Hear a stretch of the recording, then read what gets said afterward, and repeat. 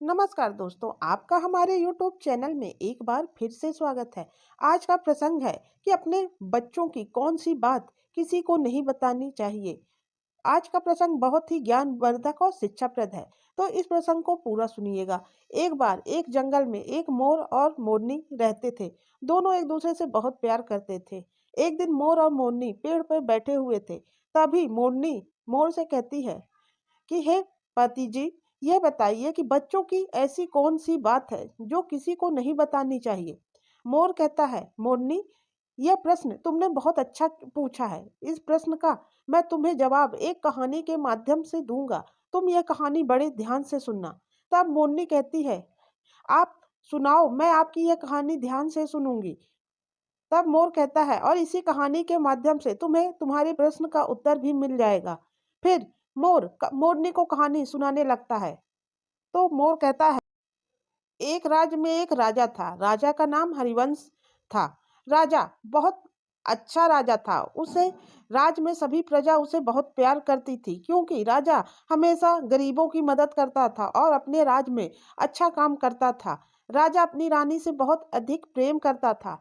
राजा के एक बेटा था। राजा के राज्य में प्रजा सुखी और समृद्ध थी। लेकिन जो राजा का बेटा था, वह राज्य के कामकाज में बिल्कुल हिस्सा नहीं लेता था। उसे राज्य के कामकाज से कोई मतलब ही नहीं था। उसके राज्य में क्या चल रहा है, उसके प्रजा के जीवन में क्या चल रहा है, उसे कोई लेना देना नहीं था। राजा का बेटा बहुत आलसी प्रवृत्ति का था। वह कोई काम में रुचि नहीं लेता था और राज्य में क्या चल रहा है उससे भी उसे कोई मतलब नहीं था। राजा उसे बहुत समझाते थे, लेकिन राजकुमार को अपने पापा यानी राजा की बातों से भी कोई फर्क नहीं पड़ता था। राजा को गहरी चिंता थी कि उनका संतान जो है उसका व्यवहार अच्छा नहीं है। अक्सर उन्हें परेशान करता रहता था अपने बेटे की हरकतों से। उनका बेटा आलसी तो था ही, साथ में वह असत्य भी बोलता था। वह बात बात पर झूठ बोलता था। राजा ने कई बार अपने पुत्र को समझाने का प्रयास किया, परंतु पुत्र ने कभी उनकी बातों को गंभीरता से नहीं लिया। रानी भी यह देखकर बहुत चिंतित रहती थी कि आखिर एक ही पुत्र है और वह भी आलसी और असत्य बोलता है। एक दिन उनके पुत्र को ही तो यह पूरा राज संभालना है, इस राज का राजा बनना है। कब तक राजा इस राज को संभालेंगे? उनकी भी अब उम्र हो रही थी। लेकिन राजकुमार आदित्य कुछ समझने के लिए तैयार ही नहीं थे। वह बस दिन भर महल में पड़े पड़े सोते रहते थे और अच्छा अच्छा पकवान उन्हें खाने के लिए चाहिए था। राजा अपने बेटे की इस हरकत से बहुत परेशान थे। राजा अपने बेटे को एक जिम्मेदार और सच्चा व्यक्ति बनाना चाहते थे। राजा अपने बेटे के आलस और झूठ बोलने की आदत से अत्यंत चिंतित थे। उन्हें समझ में नहीं आ रहा था कि वह अपने बेटे को कैसे समझाएं, कैसे उसे एक जिम्मेदार राजा बनाने की राह में आगे बढ़ाएं। वह बहुत परेशान थे। वह चाहते थे कि उनका बेटा राज्य की जनता की सेवा करे और एक योग्य उत्तराधिकारी बने, लेकिन हर बार जब राजा उसे कोई काम सौंपते, वह किसी न किसी बहाने से बच निकलता और झूठ बोलकर अपनी जिम्मेदारियों से मुंह मोड़ लेता था। एक दिन राजा ने सोचा, यदि मैं इसी तरह अपने बेटे को ढील देता रहा तो वह कभी भी अपनी आदतें नहीं बदलेगा। उसे जीवन की सच्चाई और कठिनाइयों का सामना करने देना होगा ताकि वह सीख सके। राजा ने एक योजना बनाई। उन्होंने अपने बेटे को बुलाया और कहा, पुत्र, अब समय आ गया है कि तुम अपनी जिम्मेदारियों को समझो। राज्य का कार्य केवल मेरा नहीं है, यह तुम्हारा भी है। मैं तुम्हें एक अवसर देना चाहता हूँ।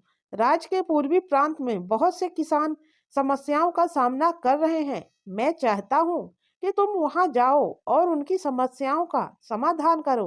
राजा के बेटे ने पहले तो बचने का प्रयास किया और कई बहाने बनाए, लेकिन राजा ने सख्त स्वर में कहा, अब और बहाने नहीं चलेंगे पुत्र, तुमको यह काम करना ही होगा। राजा की यह चाल थी। वह चाहते थे कि उनका बेटा यह काम करे, तभी उसे मेहनत और ईमानदारी का मूल समझेगा। राजा ने मन ही मन सोचा, शायद यह अवसर उसे बदलने में मदद कर सके और उसे एक योग्य उत्तराधिकारी बना सके। लेकिन राजा का बेटा कुमार आदित्य एक बार फिर राजा के सपनों में पानी फेर देते हैं। वह उनसे झूठ का बहाना बनाकर कहते हैं, पिताजी, मेरी तबीयत खराब है, मैं अभी यात्रा नहीं कर सकता। कृपया मुझे कुछ दिनों का समय दें ताकि मैं ठीक हो सकूं। मेरी जब तबीयत ठीक होगी तब मैं आपका बताया हुआ काम पूरा कर दूंगा। राजा ने महसूस किया कि आदित्य एक बार फिर बहानेबाजी कर रहा है। राजा को बहुत दुख हुआ कि इतना सब करने के बाद भी उनके पुत्र के अंदर कोई सुधार नहीं है। यह देखकर राजा का क्रोध और दुख दोनों ही चरम पर थे। उन्होंने सोचा, आदित्य को समझाने के लिए मैंने हर संभव प्रयास किए, लेकिन वह अपनी आदतों को बदलने के लिए तैयार नहीं है। यदि मैं आज कठोर कदम नहीं उठाऊंगा तो वह कभी भी अपने कर्तव्यों को समझने के लिए तैयार नहीं होगा। राजा ने आदित्य को बुलाया और गंभीर स्वर में कहा, आदित्य, तुम्हारा आलस और झूठ बोलने की आदत केवल तुम्हारे लिए नहीं बल्कि पूरे राज्य के लिए भी हानिकारक है। मैंने तुम्हें अनेक अवसर दिए, लेकिन तुमने हर बार बहाने बनाए। अब मैं तुम्हें आखिरी चेतावनी दे रहा हूँ। अगर तुम अभी भी अपनी आदतों में सुधार नहीं करोगे, तो तुम्हें राज्य के उत्तराधिकारी के रूप में मैं कोई मानता नहीं दूंगा। मैं तुम्हें अपना उत्तराधिकारी नहीं घोषित करूंगा। आदित्य ने राजा की बातों को सुना, लेकिन उसने राजा की बातों को हल्के में लेते हुए कहा, पिताजी, मैं सच कह रहा हूँ, मैं सच में बीमार हूँ। क्या आपको मेरी बातें झूठ लग रही हैं? मुझे कुछ और समय दे दीजिए, मैं आपका काम कर दूंगा। और रही उत्तराधिकारी की बात, तो मैं आपका इकलौता बेटा हूँ, तो इस राज्य का राजा तो मैं ही बनूंगा। राजा ने अपने पुत्र आदित्य की बात सुनकर उनका क्रोध और बढ़ गया और उन्होंने कड़ा निर्णय लिया। उन्होंने महल के दरबारियों और मंत्रियों को बुलाकर कहा, आज से आदित्य को महल की कोई भी विशेष सुविधा या सेवा प्रदान नहीं होगी। उन्हें महल का कोई भी ऐसा आराम नहीं मिलेगा जब तक वह अपने कर्तव्यों का पालन नहीं करता। उसे एक समान इंसान की तरह जिंदगी जीना होगा। जैसे राज्य में आम लोग रहते हैं, उसी तरह का इन्हें जीवन मिलेगा।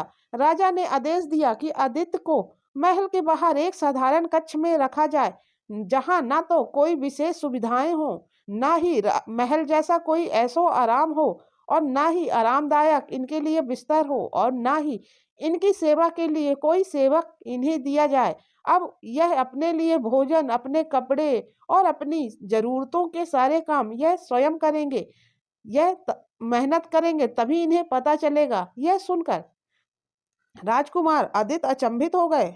उन्हें लगा कि उनके पिताश्री यह सब उन्हें धमकाने के लिए कह रहे हैं। उन्होंने उनकी बातों को हल्के में लिया। उन्होंने कभी नहीं सोचा था कि उनके पिता ऐसा कठोर निर्णय लेंगे। उन्हें लगा कि राजा का यह कदम सिर्फ एक धमकी है, लेकिन जब उसे वास्तव में महल से बाहर निकाल दिया गया और महल के बाहर एक साधारण कक्ष में रखा गया, तो उन्हें अपनी स्थिति की गंभीरता का एहसास हुआ। राज राजा ने कुमार आदित्य को महल से बाहर निकाल दिया और यह खबर राज्य में तेजी से फैल गई। लोग जानने के लिए उत्सुक थे कि आखिर ऐसा क्या हुआ कि राजा ने अपने इकलौते बेटे आदित्य राजकुमार को महल से बाहर निकाल दिया। महल के दरबार में होने वाली घटनाओं की सूचनाएं अक्सर सार्वजनिक हो जाती हैं, और इस बार भी ऐसा ही हुआ। महल का एक सिपाही जो अपने दोस्त के साथ बातचीत कर रहा था, उसने बातों ही बातों में यह जानकारी उससे साझा कर ली। उसने बताया कि राजा का बेटा आलसी और झूठ बोलता था, इसलिए राजा ने उसे महल से निकालकर उसे दंड दिया है। यह बात धीरे धीरे राज्य भर में फैल गई और जल्द ही यह बात सब जगह चर्चा का विषय बन गई। जब लोगों को पता चला कि उनका होने वाला राजा आलसी और झूठा है, तो यह बात बहुत गंभीर हो गई और यह बात आग की तरह सबके पास जाने लगी, और सबने यही अपना निर्णय सुनाया कि राजा ने एकदम सही किया है। उनका होने वाला राजा झूठा और आलसी होगा तो वह कैसे यह राज चलाएगा। यह इस बात से राजकुमार आदित्य की चारों तरफ बदनामी होने लगी। राज्य के लोग उसे मजाक का विषय बनाने लगे। बाजारों, चौराहों और सभाओं में आदित्य की आदतों और उसकी स्थितियों पर चर्चा होने लगी। कुमार की स्थिति अत्यंत कठिन हो गई। लोगों ने उनके प्रति अविश्वास और तिरस्कार दिखाना शुरू कर दिया। उनका मान सम्मान घट गया और उन्हें हर जगह एक नकारात्मक नजरिया देखने को मिला। लोग उनकी इन आदतों का मजाक उड़ा रहे थे। राजा को जब पता चला कि कुमार आदित्य की बदनामी की खबर राजभर में फैल चुकी है तो उन्हें गहरी चिंता हुई। उन्होंने अपने मंत्री से कहा, मुझे यह जानना है कि मेरे बेटे की बदनामी की खबर राजभर में किसने फैलाई। यह तो महल के अंदर की बात थी, तो यह बात राज में कैसे फैल गई। यह स्थिति मेरे बेटे के मान सम्मान को घटा रही है। वह इस राज्य का होने वाला भावी राजा है और उसके राजा बनने से पहले ही उसकी मान सम्मान सब खत्म हो जाएगा, तो वह कैसे राज संभालेगा। मंत्री ने राजा की बात मानकर जांच शुरू कर दी। उन्होंने विभिन्न सूत्रों से जानकारी एकत्र करना शुरू कर दिया, जिनमें दरबार के कर्मचारी, महल के सिपाही और राज्य के नागरिक शामिल थे।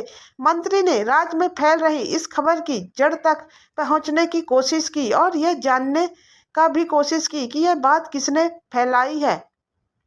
मंत्री के जांच के दौरान पता चला कि एक महल का सिपाही जो आदित्य की हालत जानता था, उसने यह खबर अपने मित्र को बताया और उस मित्र ने इस जानकारी को और भी ज्यादा बढ़ा चढ़ाकर राज्य में फैला दी। सिपाही और उसके दोस्त को राजा ने कड़ी सजा दी और उसे कारागार में डाल दिया गया। फिर राजा ने मंत्री को आदेश दिया कि राजकुमार आदित्य को महल के अंदर लाया जाए। जब आदित्य महल वापस आया तो वह पूरी तरह से टूट चुका था। उसकी बदनामी और अपमान ने उसे गहरे सदमे में डाल दिया था। आदित्य अब गुमसुम और उदास रहने लगा और उसके दोस्त भी उसकी स्थिति का मजाक उड़ाने लगे। उसकी चुप्पी और भी ज्यादा बढ़ने लग गई। राजा को अब चिंता होने लग गई। राजा ने आदित्य की स्थिति को देखा और महसूस किया कि उनके बेटे की हालत उनकी अपनी एक गलती का परिणाम है।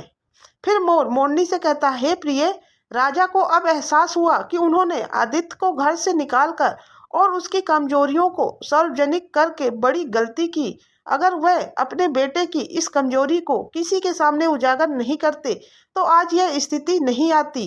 उन्होंने सोचा कि इस स्थिति से बाहर निकालने के लिए उन्हें अपने बेटे को और भी बड़ी मुसीबत में डाल दिया। राजा ने आदित्य से मिलने का निर्णय लिया और उसे समझाने की लाख कोशिश की। उन्होंने आदित्य को यह भी बताया कि उनकी इस गलती से बेटा तुम्हारे जीवन में बहुत बड़ी मुसीबत आ गई। मैं तुमसे माफी मांगता हूँ, मुझे क्षमा करना। मैंने तुम्हारी जिंदगी को बहुत कठिन स्थिति में डाल दिया। मेरी गलती की वजह से तुम अब बहुत दुखी हो, मुझे इसका पछतावा है। मैंने तुम्हारी कमजोरियों को सार्वजनिक कर दिया और इसका परिणाम तुम भुगत रहे। आदित्य अपने पिताश्री की बातों को सुन रहा था, लेकिन वह अब बहुत दुखी और चुप था।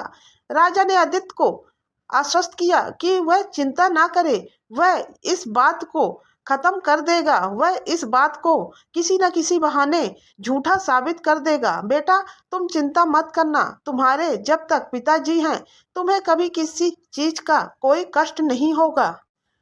आदित्य अपने पिताश्री की बातों को तो सुन रहा था, लेकिन उसने अपने पिता जिससे कुछ नहीं बोला।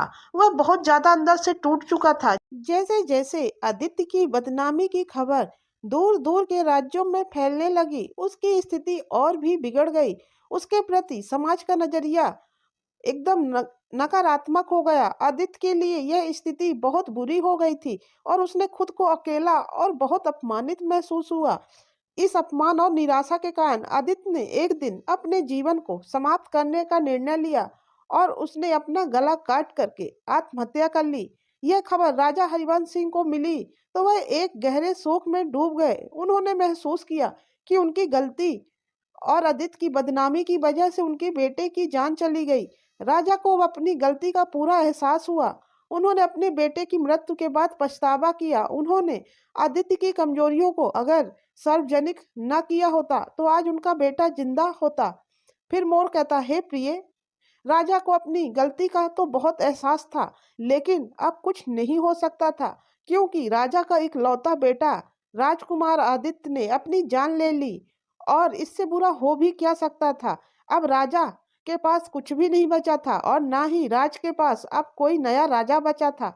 इस तरह राजा की एक गलती ने उनके बेटे के जीवन समाप्त कर दिया। इस तरह कभी भी किसी भी माँ बाप को अपने बेटे की कोई भी कमजोरी किसी को नहीं बतानी चाहिए। और मोरनी से कहता है, हे प्रिय, सभी को यह समझना चाहिए कि बच्चों की गलतियां और उनकी समस्याओं को समझदारी और संवेदनशीलता के साथ संभालना चाहिए।